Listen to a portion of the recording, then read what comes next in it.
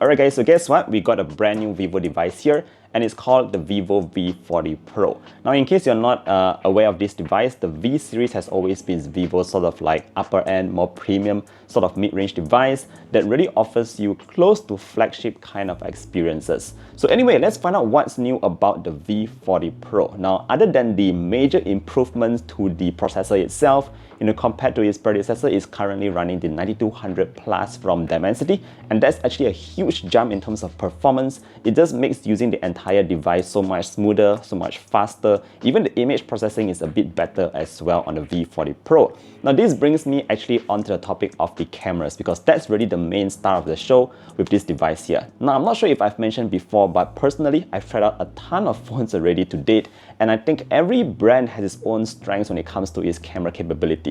Now when it comes to Vivo devices, the one thing that comes to my mind is always all about their portraits. They are really good at taking portraits. So this time round, other than the very familiar Aura Light LED ring at the back, which really does help out to take your portraits in low light conditions, Vivo is also introducing what they're calling the ZEISS Multifocal Portraits. Now how this works is actually pretty clever. If you just jump into the portrait mode in the Vivo V40 Pro, you'll notice that we do have a couple of preset lenses already available with just a tap of the button. You have your 24, your 35, your 50, 85 and 100. Now naturally, the bigger the number, obviously the zoom is going to be further, and it's just similar to what you might actually use with your own camera if you have like different kind of lenses, which is what I do here. Now the good thing about having all these presets at just one touch of a button is it gives you a lot of flexibility when it comes to taking those portraits.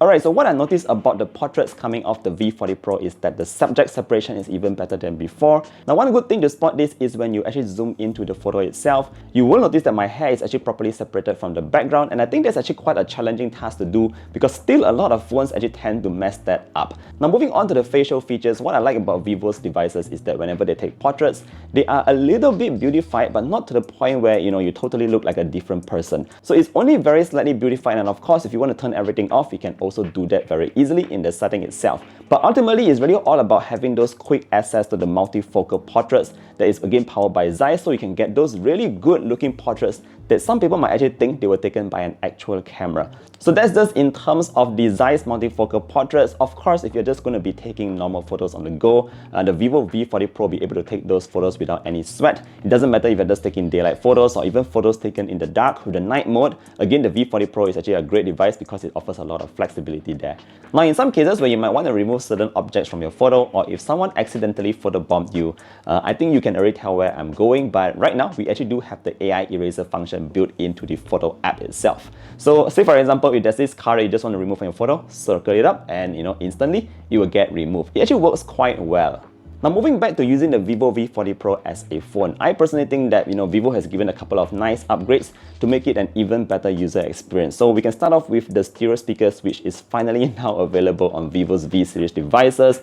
It also comes with the IP68, so if your phone gets wet, gets underwater, you don't really need to worry about it getting damaged. Of course, you still have that beautiful 1.5K AMOLED curved display at the front as well. And what's even better is Vivo has stuffed in an even larger battery into this device. So right now it's currently rated at 5500 mAh, and it does support that 80-watt flash charge.